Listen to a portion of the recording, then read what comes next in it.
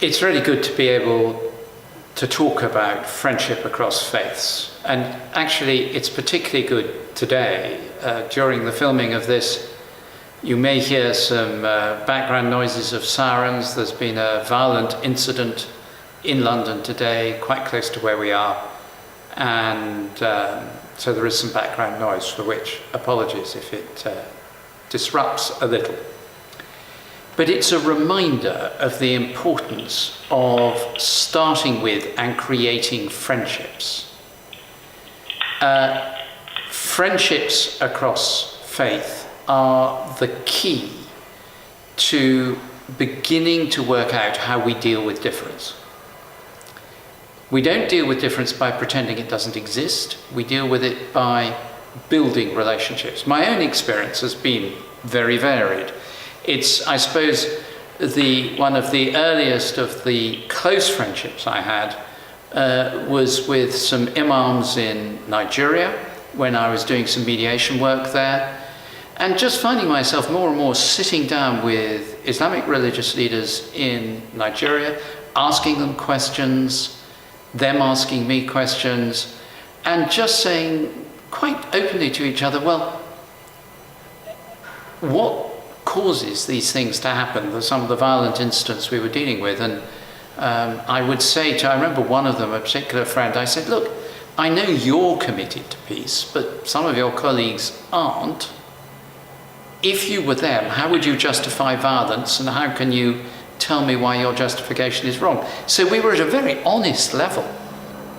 And then since being Archbishop, because lots of other relationships have developed, among those with whom I relate most closely are the Chief Rabbi of the Commonwealth, who lives in London, and we had dinner together last week. Very frank, honest, he's an extraordinary man. Leaders of the Islamic community, and later today I'll probably be on the phone to one of those saying, you all right?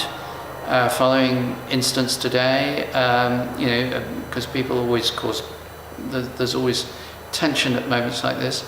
And it's been, for me, a particular pleasure to build these relationships.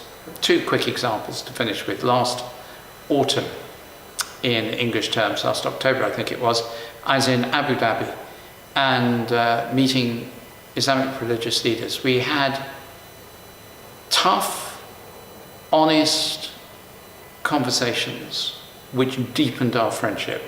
Friendship doesn't mean avoiding big issues. And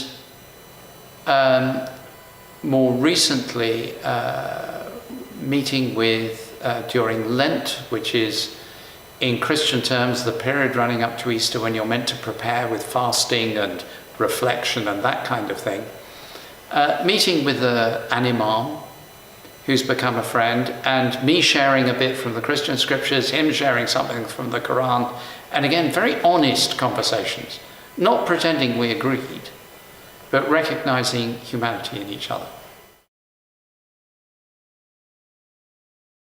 Through these conversations, I've been enriched in numerous ways. First of all is just simply with friendship, with food, and then it goes with food, lifts my spirits a bit. What I've been enriched with most, the sort of deep thing, is an understanding of profound religious faith commitment in others, which has forced me back to examine myself more closely, to listen more carefully. And that's been the principal source of enrichment. If I were thinking about the call to what everyone can do in this area, what would I say? I think I'd say that you get further with food than with most things. So let's be really down to earth about it. Yesterday evening, my wife and I visited a refugee family, Muslim, who are living here at Lambeth. And so what do? We share a cup of coffee and some fruit. We give them a chocolate Easter bunny. I mean, it's not complicated. I would say to everyone, start with sharing what we all share, which is the pleasure of conversation. It could be football, about football, it could be about sport generally, it could be whatever. But very often a bit of food does no harm. Talking about family, understanding each other's humanity by relating to the fact that we have people whom we love, and we have things which we love, and we have activities which we love, and surprise, no surprise, very often what someone of a different faith loves in terms of activity is very, very similar to what we love. When you talk in the very secularized West about knowledge of faith traditions, one starts with the reality that an awful lot of people have very little knowledge of any particular faith tradition nowadays. That's how the world has changed in much of Europe. And in some other places, not much elsewhere, but in some other places. So I think one of the most important things is get to know your own faith tradition first, because there's an old legal expression that you can't give what you haven't got. It's actually in Latin, but I can't remember how that one works.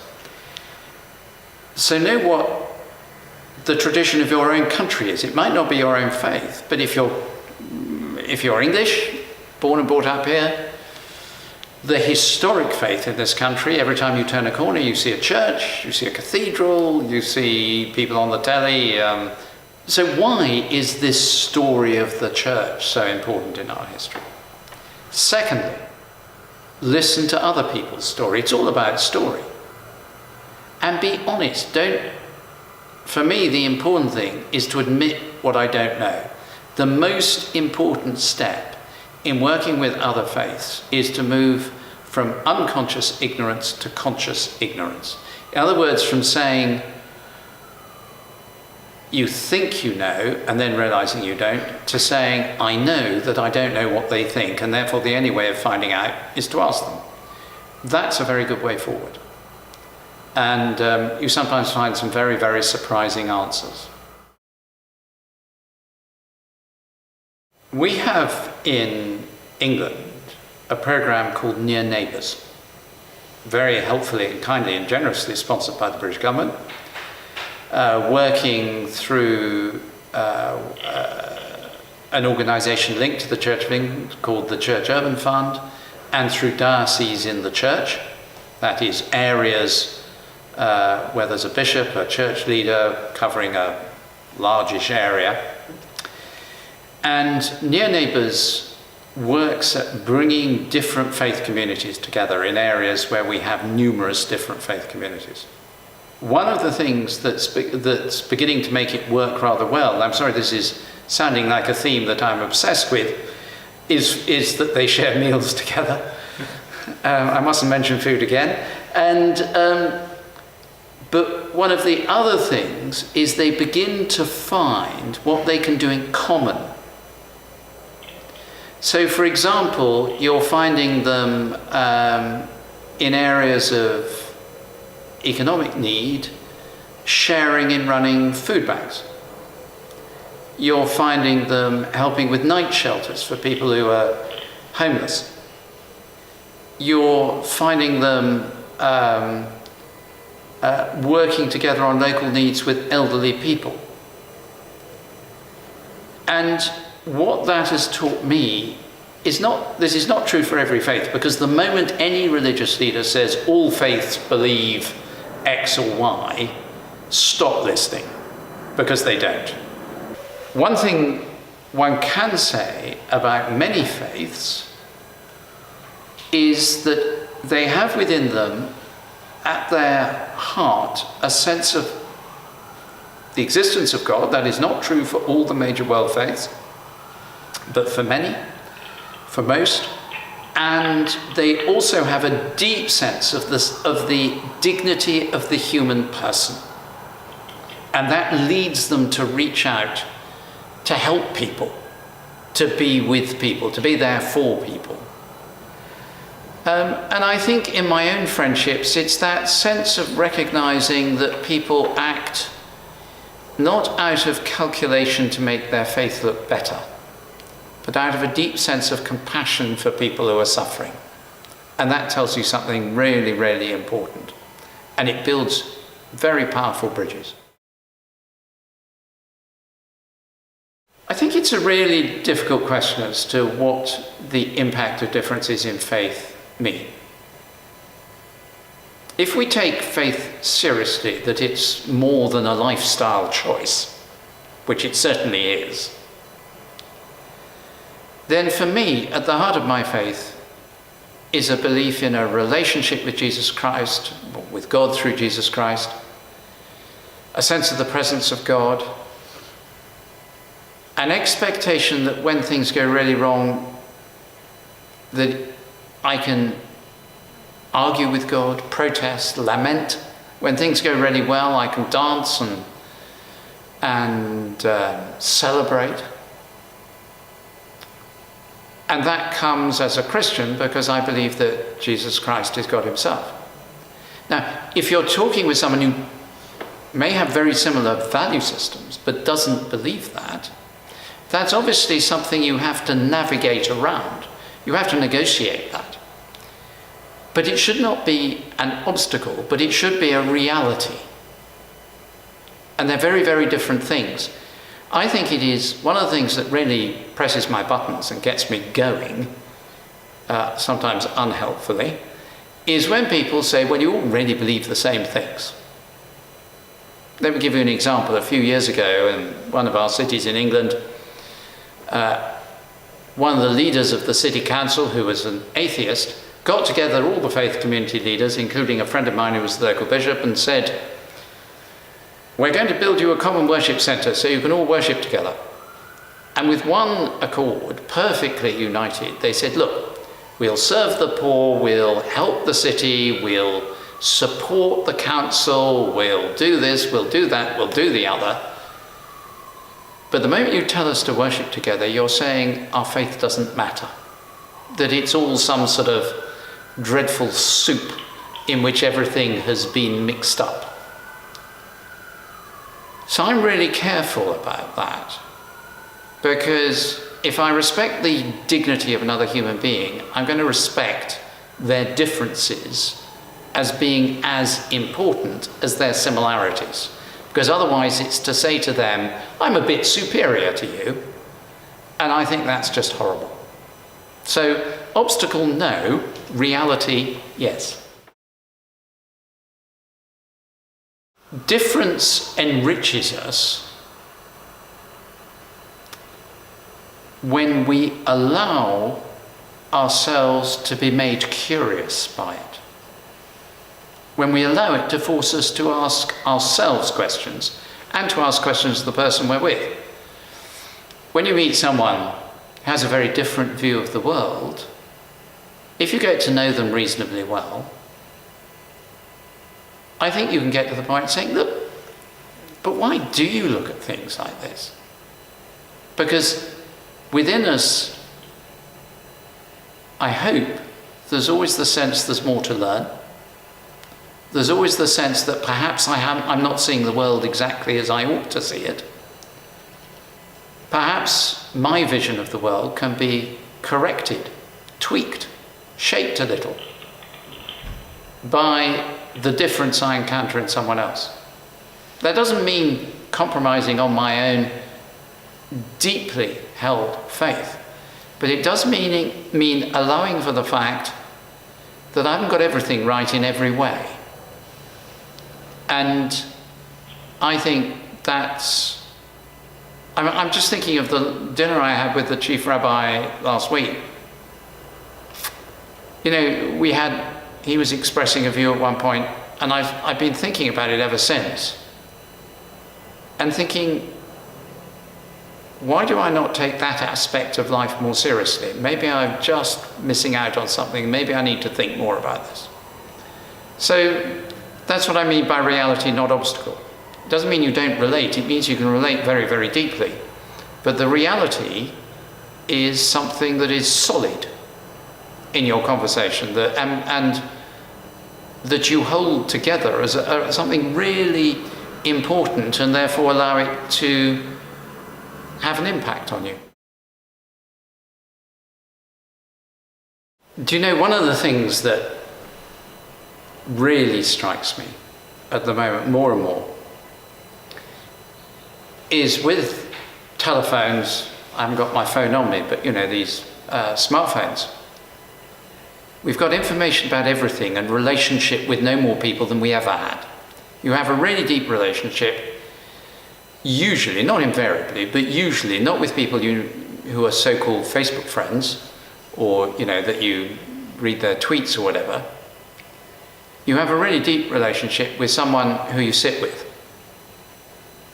And when they ring up and say, my son's just got a job, and you say, oh, that's just amazing, and you talk about how proud they are and why they love their son.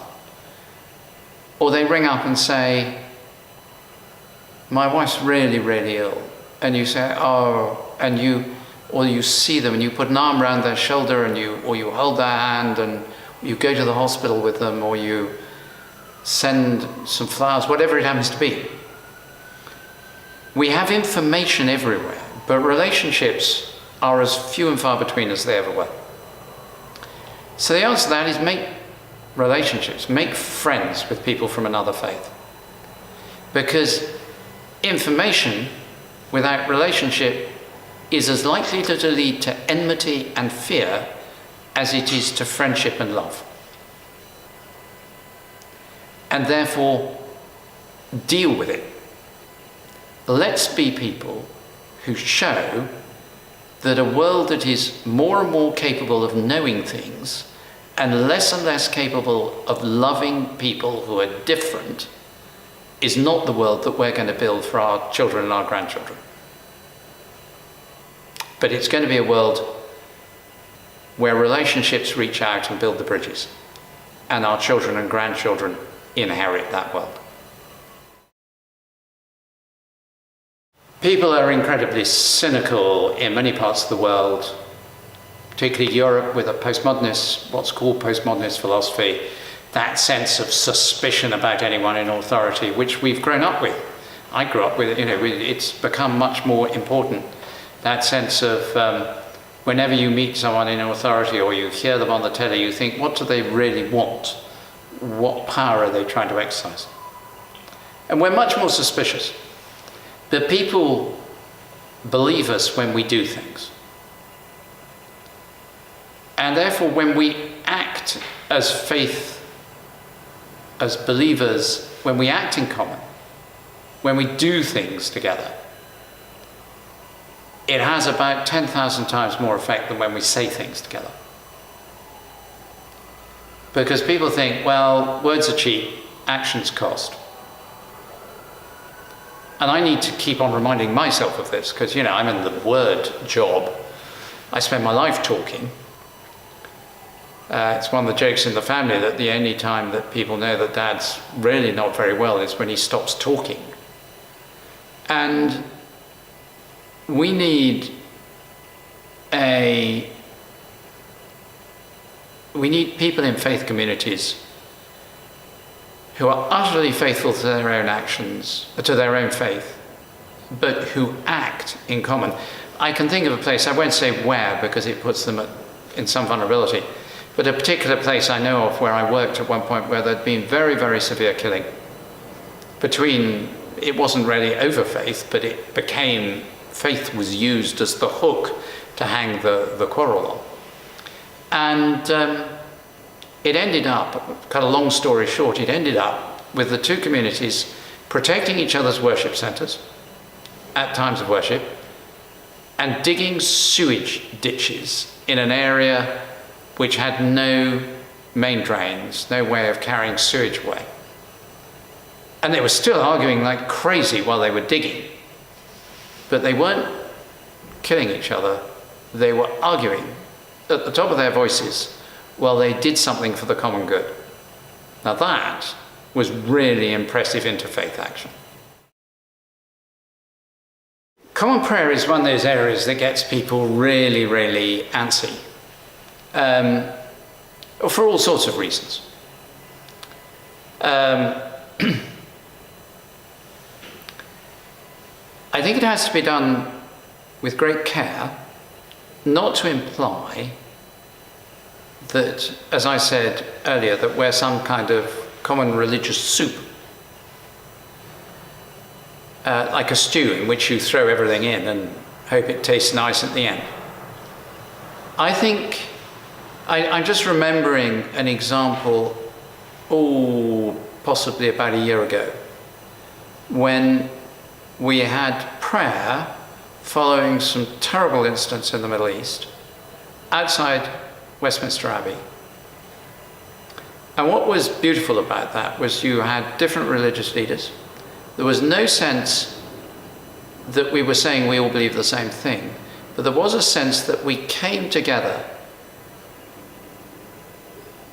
each in our own tradition, faithful to our own tradition, to offer protest, lament, petition. It's not for me to say exactly what was going on there. What I do know is that there was a deep respect for difference, but a deep sense of common humanity. And it is holding those two things together that leave us, as it left me that day, going away, able to embrace everyone else who'd been there, and with a deep sense that there'd been a generosity of hospitality in our spirituality that did not compromise what we said.